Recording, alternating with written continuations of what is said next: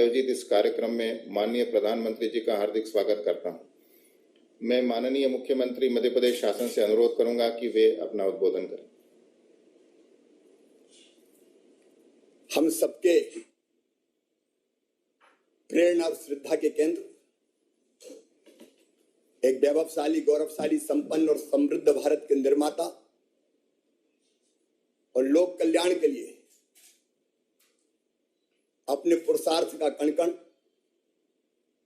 और जीवन का क्षण-क्षण लगाने वाले दुनिया के सर्वाधिक लोकप्रिय नेता माननीय प्रधानमंत्री श्रीमान नरेंद्र मोदी जी, आदरणीय हरदीप सिंह पुरी जी, आवास एवं शहरी विकास मंत्री, मध्य प्रदेश सरकार के नगरीय विकास मंत्री आदरणीय भूपेंद्र सिंह जी, दुर्गा शंकर मिश्रा जी, और इस कार्यक्रम को पूरे मध्य प्रदेश में पहले से जिनने प्री रजिस्ट्रेशन करवाया, ऐसे 23,25,000 और इससे भी कई गुना ज्यादा आज प्रधानमंत्री जी को सुनने वाले मेरे प्रिय बहनों और भाइयों, सबसे पहले मैं आधुनिक भारत के निर्माता प्रधानमंत्री श्रीमान नरेंद्र मोदी जी का मध्य प्रदेश की 8 करोड़ जनता की ओर से हृदय से स्वागत करता हूं, अभिनंदन करता हूं। और आप जहां भी हैं वहीं बैठे बैठे ताली बजा के एक बार हमारे सम्मानीय प्रधानमंत्री श्रीमान नरेंद्र मोदी जी का स्वागत कीजिए, अभिनंदन कीजिए। सचमुच में संकट के समय में, वैसे तो पिछले 6 सालों में भारत की जो प्रगति और विकास की जो नई गाथा आपने लिखी है, उसके लिए आपका अभिनंदन। संकट से कैसे राह निकालना चाहिए और चुनौती को कैसे अवसर में बदलना चाहिए, ये आपसे सीखने मिलता है प्रधानमंत्री जी। और कोविड काल में जिस कुशलता से हर परिस्थितियों में देश की 130 करोड़ जनता के कल्याण के लिए आपने जो काम किया है, वो सचमुच में अद्भुत और अभूतपूर्व है। और उसमें भी सबसे पहले वो जो सबसे पीछे है, सबसे नीचे और हमारे सबसे गरीब भाई और बहन थे। सबसे पहले 1,75,000 करोड़ रुपए का गरीब कल्याण पैकेज आपने माननीय प्रधानमंत्री जी दिया, जिसने गरीबों को संबल प्रदान किया। गरीब की थाली कभी रहे ना खाली। कोई गरीब लॉकडाउन के दौरान भी भूखा ना सो पाए, इसलिए 80 करोड़ गरीबों को निःशुल्क राशन प्रदान करने का महाअभियान आपने चलाया। प्रधानमंत्री गरीब कल्याण अन्न योजना, और नवंबर तक उसकी तिथि आपने बढ़ाई। माननीय बहनों और भाइयों, माननीय प्रधानमंत्री जी ने वो जिले जहां सर्वाधिक प्रवासी मजदूर आए थे देश के, जिनमें मध्य प्रदेश के भी 24 जिले शामिल हैं, वहां कोई रोजगार के बिना ना रहे। और इसलिए उनको रोजगार देने के लिए मध्य प्रदेश के 24 जिले भी चुने। मनरेगा के बजट को बहुत ज्यादा बढ़ाया अभूतपूर्व ढंग से। उसके लिए हमें संतोष है कि संकट की घड़ी में सबको रोजगार मिल रहा है। राज्य सरकार के भी प्रधानमंत्री जी के आशीर्वाद के कारण उनकी योजना से गरीबों को दे पाने में सफल हुई है। आपने एक नया मंत्र दे दिया देश को, आत्मनिर्भर भारत। इन कठिन परिस्थितियों में जब सचमुच में नेतृत्व की परीक्षा होती है, चुनौती को अवसर में बदलते हुए आत्मनिर्भर भारत का मंत्र दिया। बहनों और भाइयों, आत्मनिर्भर भारत के निर्माण के लिए आत्मनिर्भर मध्य प्रदेश, इसके लिए हमने विस्तृत विचार विमर्श किया है। वेबिनार के माध्यम से नीति आयोग के साथ मिलकर माननीय प्रधानमंत्री जी के पास में भेजूंगा और उनके आशीर्वाद के बाद फिर 3 साल का हम रोड मैप तैयार करेंगे। लेकिन आज मेरा मन बहुत हर्षित है, प्रफुल्लित है, इसलिए कि समाज का वो वर्ग, व्यापार करने वाले सबसे गरीब भाई और बहन जो सड़कों पे, गलियों में सर पर टोकरी रख के, हाथ ठेला में, सड़क के किनारे बैठकर, फुटपाथों पर अपना छोटा मोटा व्यवसाय चलाते, लॉकडाउन ने उनकी आजीविका को पूरी तरह से नष्ट कर दिया था। मेरी कई पथ विक्रेताओं से बातचीत हुई, अगर प्रधानमंत्री जी ये स्वनिधि योजना नहीं लाते तो उनका क्या होता। मध्य प्रदेश में मुझे कई लोगों ने बताया कि अगर वो किसी प्राइवेट पैसा देने वाले से, लोन देने वाले से लोन लेते तो पठानी ब्याज वसूला जाता है। लगभग 20 से लेकर 25%, 30% महीने तक, मतलब 100 रुपया लेते तो हर महीने उनको 125 या 130 देना पड़ता। 10,000 की अगर गणना करें तो 3.5 महीने में ये राशि दुगनी हो जाती। वो या तो ठीक से व्यवसाय कर ही नहीं पाते या फिर ये ऋण अगर वो चुकाते तो उनके पास आजीविका के लिए कुछ बचता नहीं। माननीय प्रधानमंत्री जी ने ये अद्भुत योजना स्ट्रीट वेंडर के लिए, आप लोगों के लिए लेके आए, जिसमें 10,000 रुपए तक का ऋण, जिसकी गारंटी भारत सरकार लेगी, प्रधानमंत्री जी की सरकार लेगी, और जिसमें ब्याज भी 7% भारत सरकार चुकाएगी। और इसमें एक अद्भुत बात और है, अगर डिजिटल पेमेंट करेंगे तो 100 रुपया महीने का और लाभ मिलेगा, और 1200 रुपया एक साल में मिलेंगे तो आपका कुछ भी नहीं लगेगा बिना ब्याज के। और एक साल में अगर सबने चुका दिया तो अगले साल 10,000 के बजाय 20,000 मिल जाएंगे। ये योजना सचमुच में हमारे गरीब पथ विक्रेता भाइयों और बहनों के लिए एक वरदान है। हमने जैसे ही माननीय प्रधानमंत्री जी ने इस योजना की घोषणा की थी, हमने तत्काल अपना पोर्टल बनाया। कुल मिला के 8,78,000 आवेदन हमें प्राप्त हुए। उनमें से हमने सत्यापित भौतिक सत्यापन किया और 4,51,000 जो हमारे पथ विक्रेता थे उनको हमने परिचय पत्र जारी किया, प्रमाण पत्र जारी किया। बैंकों में जो प्रस्तुत प्रकरण है 2,55,000 हमने प्रस्तुत किए, उनमें से 1,56,000 स्वीकृत हो गए। और प्रधानमंत्री जी के आशीर्वाद से, आपकी कृपा से आज जो वितरित प्रकरण है, आज के दिन ही 1,08,000 पथ विक्रेताओं के खाते में ये 10,000 रुपए की राशि मेरे बहनों और भाइयों पहुंच जाएगी। इस योजना ने आपके जीवन में खुशियों का नया रंग भरा है। और मेरे वो भाई बहन, बाल काटने वालों, पॉलिश करने वालों, चूड़ी कंगन बेचने वालों, सब्जी बेचने वालों, चाय के ठेले वालों, पान की गुमटी वालों, नाश्ते की दुकान वालों, चाट के ठेले वालों, मूंगफली बेचने वालों, नमकीन बेचने वालों, आइसक्रीम बेचने वालों, झाड़ू बेचने वालों, कबाड़ा बीनने वालों, पंचर जोड़ने वालों, आप सबकी जिंदगी बदलने का ऐतिहासिक काम आज माननीय प्रधानमंत्री जी ने किया है। मैं उनका इस अवसर पर हार्दिक अभिनंदन करता हूं, स्वागत करता हूं। लोगों की जिंदगी बदलने वाले प्रधानमंत्री आज हमारे बीच है। सचमुच में भारत को वो भगवान का वरदान है। और इस संकट के समय विषम है, डगर कठिन है, जाना भी उस पार है, छोड़ चलो यह रीत पुरानी, राह नई तैयार है। आपका व्यवसाय चलाने की नई राह माननीय प्रधानमंत्री जी ने तैयार की है। और इसलिए एक बार मैं फिर उनका हार्दिक स्वागत और अभिनंदन करता हूं। और जो पथ विक्रेता भाई और बहन रह गए, प्रधानमंत्री जी के आशीर्वाद से आश्वस्त करता हूं कि जो भौतिक सत्यापन हमने किया है, जिनने रजिस्ट्रेशन करवाया है, उनमें से एक एक को पथ विक्रेता प्रधानमंत्री स्वनिधि की योजना से लाभान्वित करके आपका व्यवसाय चलता रहे, इसमें हर संभव प्रयास मध्य प्रदेश सरकार करेगी। प्रधानमंत्री जी की हर योजना को हम आदर्श तरीके से जमीन पर क्रियान्वित करें, इस पे हम कोई कसर नहीं छोड़ेंगे। एक बार प्रधानमंत्री जी को प्रणाम, आप सबको बहुत बहुत बधाई, धन्यवाद। धन्यवाद माननीय मुख्यमंत्री जी। अब मैं माननीय प्रधानमंत्री जी को मध्य प्रदेश के विभिन्न शहरों में स्थित स्ट्रीट वेंडर से संवाद के लिए सादर अनुरोध करता हूं। सर्वप्रथम इंदौर जिले के सांवेर नगर में स्थित लाभार्थी स्ट्रीट वेंडर श्री छगनलाल वर्मा जी को माननीय प्रधानमंत्री जी से संवाद के लिए आमंत्रित करता हूं। छगनलाल जी नमस्ते। नमस्ते सर। नमस्ते सर। नमस्ते नमस्ते नमस्ते। छगनलाल जी बताइए, अपने विषय में पहले बताइए जरा, आप क्या काम करते हैं? जी सर, मैं थोड़ा सा माननीय श्री हमारे प्रधानमंत्री श्री मोदी जी को कोटि कोटि दिलो जान से पहले तो मैं नमन करना चाहता हूँ। धन्यवाद सर। हाँ बताइए। जी सर, मैं एक छोटा सा गरीब परिवार से एक झाड़ू का व्यवसाय करता हूँ।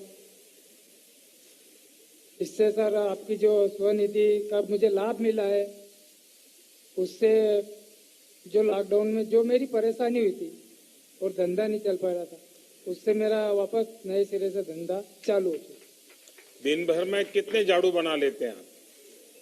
सर ये दिन भर में करीबन 50 या 60 झाड़ू मिलके हम परिवार सहित बीवी बच्चे मिलके बना लेते हैं, और जिसके बाद में दूसरे रोज हम फेरी पे निकल के बेचने निकल जाते हैं।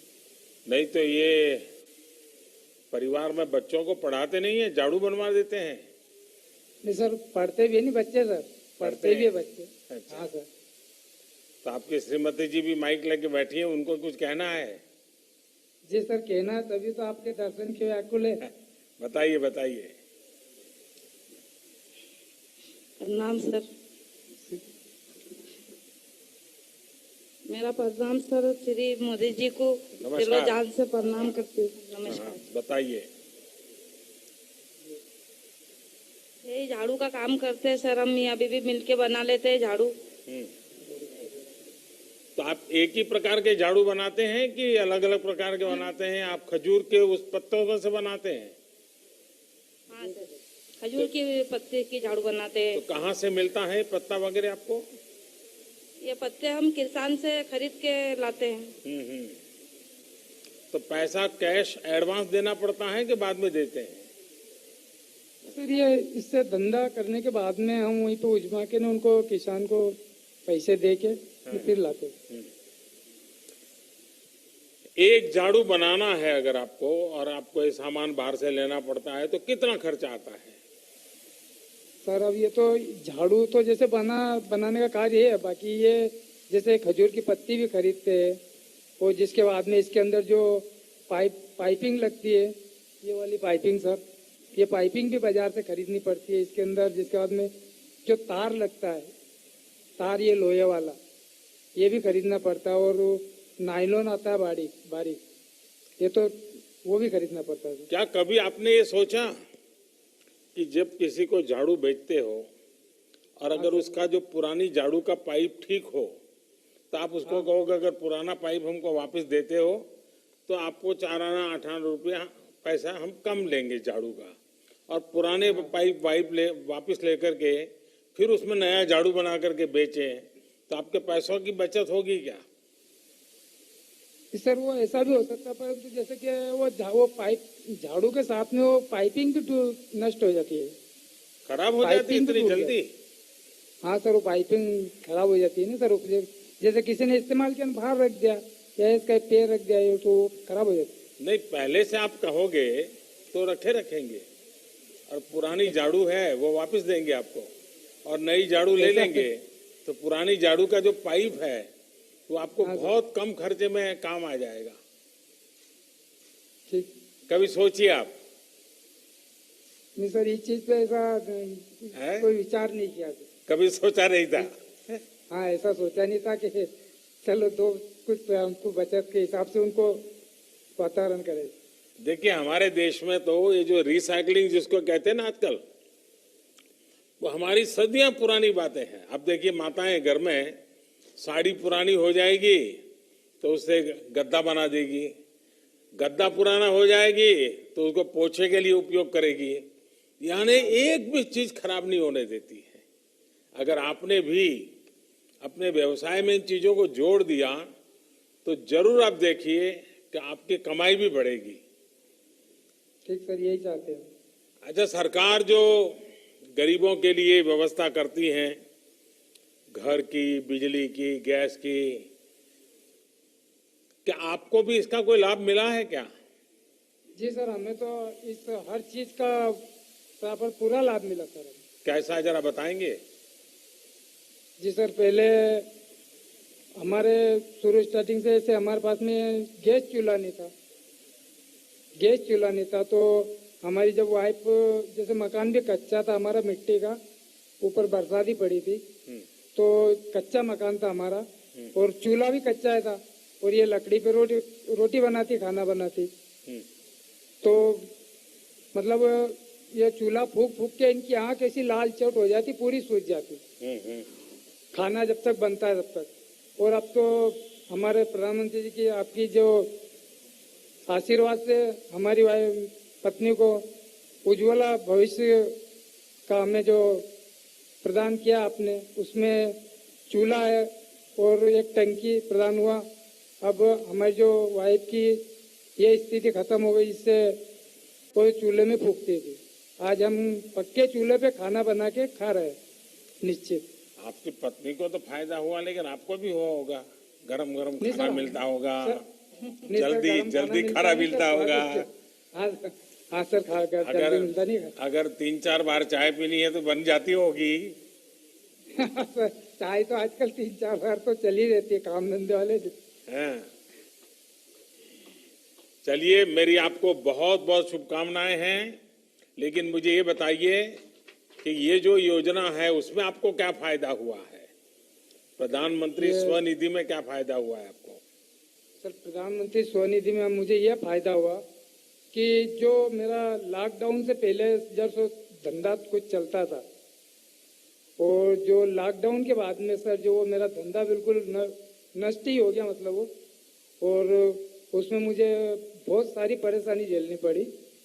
हालांकि परेशानी जैसे पात्रता पर्ची है मेरे पास में, तो नाज तो मुझे पात्रता पर्ची पे जैसे एडवांस में ही मिला था लॉकडाउन से पहले।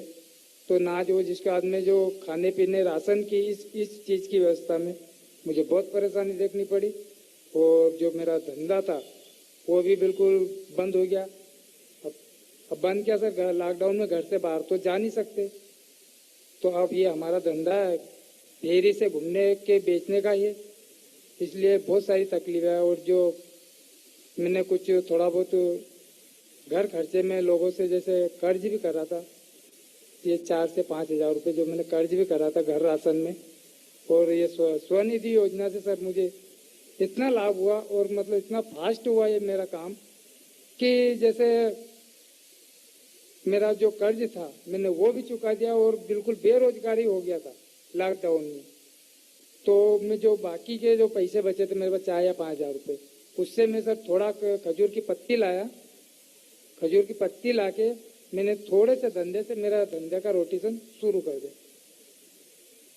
सर अभी मुझे इतना लाभ मिला स्वनिधि योजना से। तो पहले लोगों से ब्याज से पैसे लेते थे साहूकार से? हाँ सर, कभी माल में या इसमें कोई हमें लाने में दिक्कत आ जाती, पैसा नहीं रहता, तो जैसे कोई साहूकार रहता है उनसे हम 1% 1.5% के हिसाब से हम उनसे ले लेते। और जो हम पे धंधा करके और जो वो बचते थे हम उन्हें दे के ऋण मुक्त हो जाते। छगनलाल जी, बच्चों को पढ़ाएंगे? जी सर, पढ़ाने की तो काफी उम्मीद है, क्योंकि हम झाड़ू बना रहे, ऐसा वो तकलीफ नहीं देखे। हम जैसे गरीबी में हमारा दिन गुजारा कर रहे हैं, ऐसे वो गरीब बन के नहीं गुजरे, वो भी कुछ उन्नति करे। अच्छा, मैं देख रहा हूँ कि आप जहाँ बैठे हैं उस कुर्सी के नीचे एक प्लास्टिक के बोतल में है पानी। जी, अब मैं दुनिया को समझा रहा हूँ कि भाई ये सिंगल यूज प्लास्टिक का उपयोग बंद कीजिए। क्या आप घर से मटका लेकर के अपने ये लॉरी के नीचे रख करके नहीं उपयोग कर सकते? नहीं सर, कर सकते हैं। हाँ, प्लास्टिक बंद करना चाहिए। जी सर, करेंगे? कर देंगे। नहीं सर, आपको लगेगा ये मोदी जी तो कुछ न कुछ काम दे देते हैं। नहीं काम नहीं सर, ये प्लास्टिक तो जैसे ऐसे भी हमारे शरीर को हानि पहुंचाती ही है। हाँ, पर ठीक है, अच्छी राय दी सर आपने। देखिए, मुझे विश्वास है कि सही समय पर बैंक से जो मदद आपको मिली है उससे आपके परिवार को संबल मिलेगा, और मुझे विश्वास है कि आप इसका भरपूर फायदा उठाएंगे। एक तो डिजिटली ही सब करना सीख जाएंगे, मोबाइल फोन से पैसा लेना, पैसा देना, और इसके कारण आज भले 10,000 रुपया मिला, आपकी इज्जत इतनी बढ़ जाएगी बैंक में। फिर बैंक वाले कहेंगे आप 15,000 ले जाओ, बैंक वाले कहेंगे 20,000 ले जाओ। धीरे धीरे आपका कारोबार बढ़ सकता है। तो आप इसको अगर आगे बढ़ाएंगे तो मुझे बहुत खुशी होगी जी सर, हम भी यही चाहते हैं कि इससे 1 से 10 गुना हम आगे बढ़े। चलिए, बहुत मेरी शुभकामनाएं हैं, बहुत बहुत धन्यवाद। नमस्कार जी। अगला अब मैं ग्वालियर नगर में स्थित लाभार्थी स्ट्रीट वेंडर श्रीमती अर्चना शर्मा को माननीय प्रधानमंत्री जी से संवाद के लिए आमंत्रित करता हूँ। नमस्कार सर। नमस्ते अर्चना जी। नमस्कार सर। माननीय मोदी जी के लिए मेरी तरफ से नमस्कार सर। नमस्ते। इन बच्चों का नाम क्या है? बोलो। अंश शर्मा। और ये बेटी? अंश शर्मा। हाँ जी सर। क्या नाम बेटी? आकांक्षा शर्मा। अच्छा, तो आप लोग पढ़ने के सिवाय और क्या काम करते हैं दोनों? पेंटिंग करते हो, गाना गाते हो, पेंटिंग करते हैं। खेल कूद में भाग लेते हो? नहीं, पेंटिंग करते हैं। क्या बना है पेंटिंग में अब तक? अच्छे से अच्छा कौन सा पेंटिंग बनाया?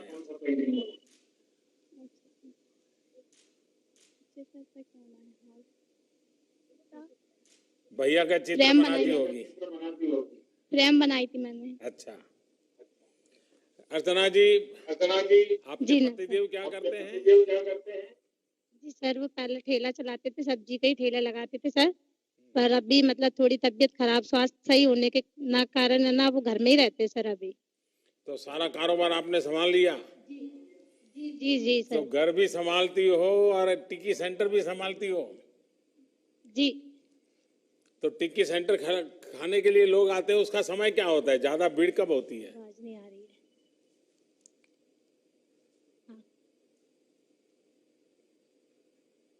अर्चना जी, सुनाई नहीं दे रहा है आपका? जी जी। ये टिक्की खाने के लिए जो लोग आते हैं, ज्यादा लोग कितने बजे आते हैं? ज्यादा लोग आते हैं सर वो 2 बजे के बाद। अच्छा, हाँ तो कभी हम ग्वालियर आए तो हमें टिक्की खाने को मिल जाएगी? जी बिल्कुल मिलेगी। अच्छा, क्या विशेषता है आपकी टिक्की और कई टिक्की वाले तो होंगे, आपकी टिक्की ज्यादा बिकती है, इसका कारण क्या है? जी अब वो तो सर खाने वाली जनता को पता होगा कि क्या सर कारण क्या है। देखिए, आजकल ये जो इस प्रकार से खाने के स्टॉल लगाते हैं, वे भी हाइजीन के लिए बहुत ही अच्छे प्रयास कर रहे हैं। हाइजीन के जितने नियम हैं उसका पालन करते हैं और उसके कारण लोग उन्हीं के यहाँ जाना पसंद करते हैं, लोग वहीं से लेना पसंद करते हैं। और मैं देख रहा हूँ कि आपने भी बहुत ही साफ सुथरा अपनी सारी व्यवस्था रखी है, तो मुझे पक्का विश्वास है कि आपके यहाँ ज़्यादा लोग आते होंगे। और आपको पता होगा, अब आपके पतिदेव बीमार है और मैं चाहूँगा कि वो जल्दी ठीक हो जाए। लेकिन आपको मालूम है कि आयुष्मान भारत योजना चल रही है। गरीब परिवार को अगर बीमारी हो जाए तो प्रधानमंत्री आयुष्मान योजना चल रही है, क्या उसका पता है आपको? मेरे पति का इलाज उसी से चल रहा है सर। अच्छा, उसी में चल रहा है। जी जी सर। तो डॉक्टर, अस्पताल सब जगह से ठीक मदद मिल रही है? मिल रही है। तो अभी आपको पैसों का खर्चा नहीं हो रहा है ना? नहीं, कोई खर्चा नहीं हो पूरा पूरा संभाला जा रहा है? रहा। जी जी, पूरा पूरा संभाला जा रहा है। देखिए, कोई तकलीफ है तो आप मुझे भी चिट्ठी लिख सकते हैं, क्योंकि आपके पतिदेव जल्दी ठीक हो जाएं तो ये आप इन बच्चों को समय दे सकें और हमें भी अच्छा लगेगा। ये जब योजना आई, इतना बड़ा जब आपके सामने एक तरफ आजीविका का संकट आया और आपको ठेला लगाने के लिए इस प्रकार से बाजार में खड़े रह करके व्यापार करने की बात आई, ये हिम्मत और ये विचार आप में कैसे आया अर्चना जी? सर सब भगवान की कृपा से सर, आप लोगों की मदद से सर, हाँ। सारे अधिकारी सभी के सब मदद से। लेकिन शुरुआत में पैसे लगे होंगे, पूंजी लगी होगी, तो क्या किया आपने?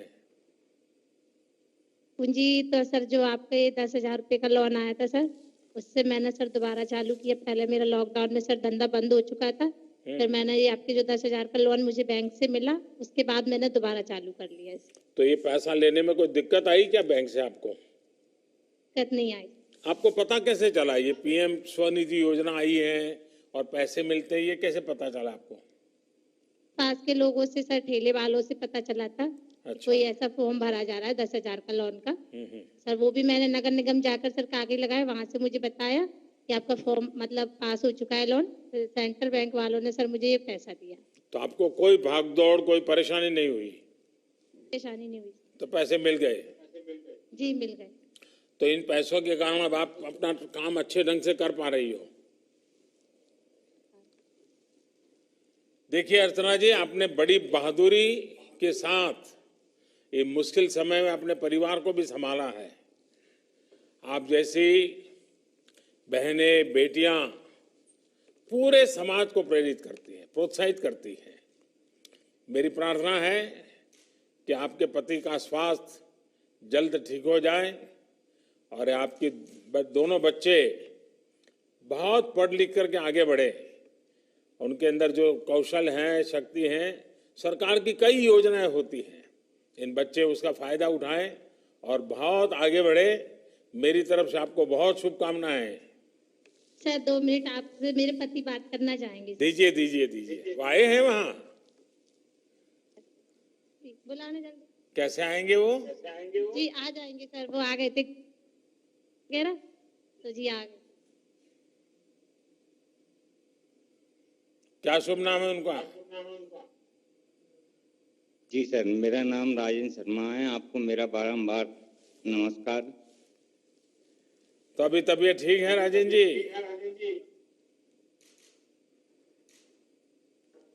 आपकी आवाज बंद हो गई राजेंद्र जी। हाँ जी सर, मेरा आराम मिल रहा है मुझे अब। हाँ हाँ जी सर, सब हॉस्पिटलों के सहयोग से आपका आयुष्मान कार्ड से उससे बहुत लाभ मिल रहा है। आयुष्मान भारत का पूरा लाभ उठाइए, लेकिन बीच में से बीमारी में तबीयत का काम अब जाना है, ठेला चलाना है, चलो हम निकल जाते हैं, ऐसा मत करना। पूरी ट्रीटमेंट कर लेना।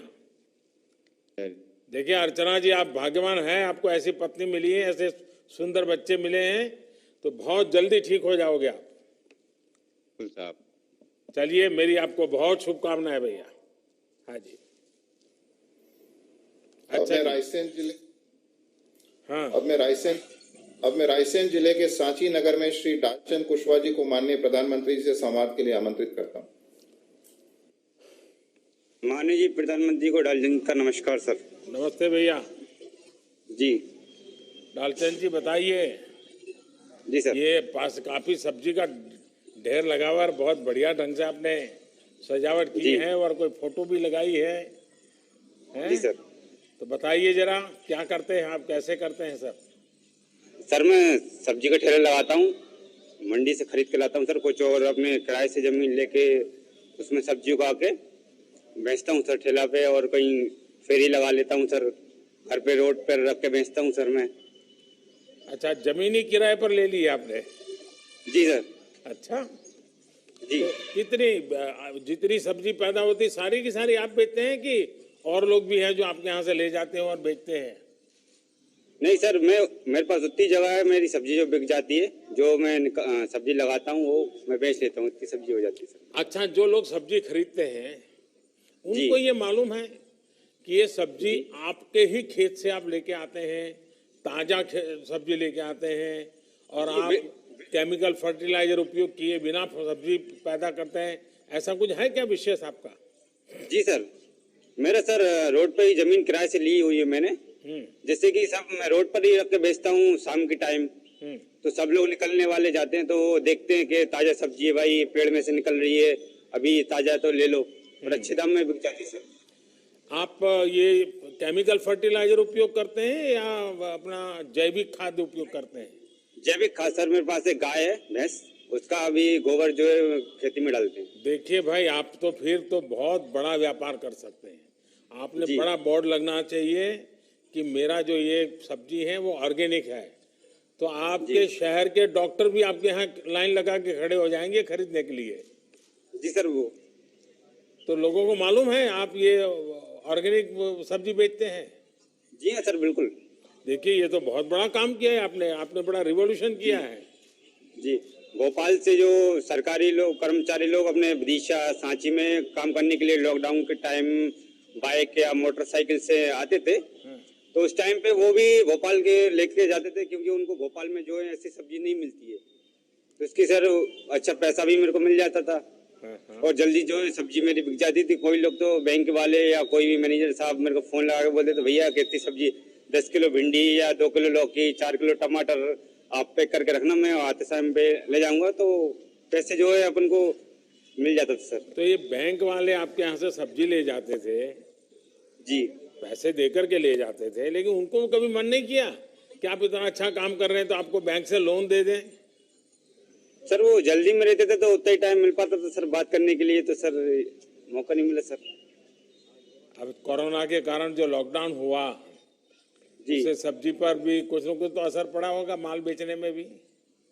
जी सर पड़ा था सर, वो भिंडी जो है कम रेट में बिका, लौकी खीरा वगैरह जो जी मुफ्त जैसे भी सारी सुविधाएं दी गई, राशन मेरे भी को दिया। सर- क्या जी, जी। आपके परिवार को इन चीजों का लाभ मिला क्या? सर आपने जो योजना चलाई है सारी योजनाओं को मेरे पास सर लाभ मिला हुआ है, और अपना आयुष्मान कार्ड भी, जिससे कि मेरे परिवार का निःशुल्क इलाज हो रहा है, और उज्ज्वला योजना के तहत मेरे पास गैस सिलेंडर भी है, जिससे कि मेरे परिवार की माताराम और मम्मी जी सॉरी मिसेस को खाना बनाने में कोई दिक्कत नहीं होती, और सर जल्दी बन जाता है, तो काम मेरा हाथ बढ़वा लेती है खेती में। और सर अपना आपके लॉकडाउन के टाइम जो 3 महीने चले हैं, मेरे पास सर कार्ड भी है, संबल योजना कार्ड, जिसकी तहत मेरी पत्नी को लॉकडाउन के समय हर महीने 500 रुपए की राशि उनके खाते में जो है प्राप्त हुई है। और सर उनको पहली डिलीवरी के टाइम 16,000 रुपए की राशि भी आपके द्वारा दी गई है सर। सर आपका जो आशीर्वाद है सर, चलिए बहुत आशीर्वाद। अच्छा है। अब आप बच्चों को पढ़ाते हैं? हाँ सर, एक 2.5 साल की बच्ची है सर मेरे, कनक हाँ। नाम से। अच्छा जी, तो वो अभी छोटी है सर। हाँ। तो कुशवाहा जी आपने तो आपका कॉन्फिडेंस भी बड़ा गजब है, जी से गांव तक गरीबों तक पहुंचेंगे। इसी तरह देश ने डिजिटल हेल्थ मिशन की भी शुरुआत की है, यानी अब हर देशवासी को एक हेल्थ आईडी मिलेगी। आपकी सारी जानकारी सुरक्षित तरीके से उसमें रहेगी।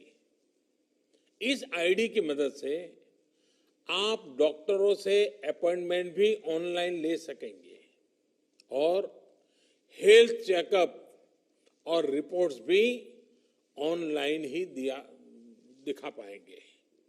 यानी एक तरह से देखें तो पहले प्रधानमंत्री सुरक्षा बीमा योजना और प्रधानमंत्री जीवन ज्योति योजना से बीमा सुरक्षा मिली, फिर आयुष्मान भारत के तहत 5 लाख तक मुफ्त इलाज मिला, और अब डिजिटल हेल्थ मिशन से आसान इलाज की सुविधा भी मिलने जा रही है। साथियों, देश का प्रयास है कि हर एक देशवासी का जीवन आसान हो, हर एक देशवासी समर्थ हो, सशक्त हो, और सबसे बड़ी बात आत्मनिर्भर हो। हाल में सरकार ने शहरों में आप जैसे साथियों के उचित किराए में बेहतर आवास उपलब्ध कराने की एक बहुत बड़ी योजना उसको शुरू की है। एक देश एक राशन कार्ड की सुविधा से आप देश में कहीं भी जाएंगे तो अपने हिस्से का सस्ता राशन आप उस शहर में भी ले पाएंगे। आप जहां जाएंगे आपका हक भी आपके साथ साथ चलेगा। साथियों, अब जब आप नए सिरे से अपने व्यवसाय को शुरू कर रहे हैं, तब आपको कुछ सावधानियां जरूर रखनी होगी। जब तक कोरोना की वैक्सीन नहीं आ जाती, कोई तरीका नहीं निकल आता, कोरोना का खतरा बना ही रहेगा। ऐसे में आपको अपनी भी और अपने ग्राहकों की भी सुरक्षा का भी पूरा ध्यान रखना है। मास्क हो, हाथ की साफ सफाई हो, अपने स्थान के आसपास की साफ सफाई हो, 2 गज की दूरी हो, इससे किसी भी स्थिति में समझौता मत करना। कोशिश ये भी करनी है कि सिंगल यूज प्लास्टिक का इस्तेमाल भी न करें। आप कोरोना से बचाव के जितने इंतजाम अपने ठेले या अपनी पटरी पर करेंगे, लोगों का भरोसा भी बढ़ेगा और आपकी दुकानदारी भी बढ़ेगी। आपको खुद भी इन नियमों का पालन करना है और सामने वाले से भी इसका पालन कराने के लिए आग्रह करते रहना है। मैं एक बार फिर आप सबको एक नई शुरुआत के लिए अनेक अनेक बधाई देता हूं, बहुत बहुत शुभकामनाएं देता हूं। आप स्वस्थ रहें, आपका परिवार स्वस्थ रहे, आपका कारोबार भी फले फूले, इसी एक अपेक्षा के साथ मेरी बहुत बहुत शुभकामनाएं। बहुत बहुत धन्यवाद।